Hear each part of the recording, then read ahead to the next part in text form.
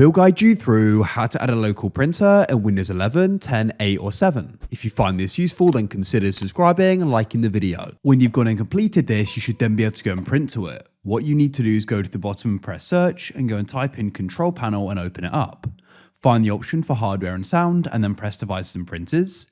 In Windows 11, this goes and opens up. If this does for you, scroll down and click devices and then scroll down and you need to go and press more devices and printer settings. Then you'll go and get brought here, which you should do immediately otherwise. Go to the top in the top left and press add a printer. You want to go and press the printer that I want isn't listed. Come to the bottom and you can go and press add a local printer or network printer with manual settings.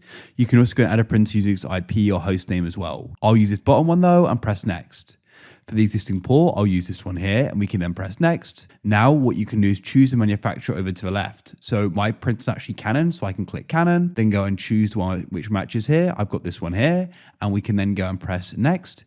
If you have a disk day, you can press that over to the right as well. You can then go and replace the current driver or use the one that's currently installed. I'll use the recommended option and press next, then press next after giving it a name. I'll leave it as it is. And there we go. We've now successfully added it.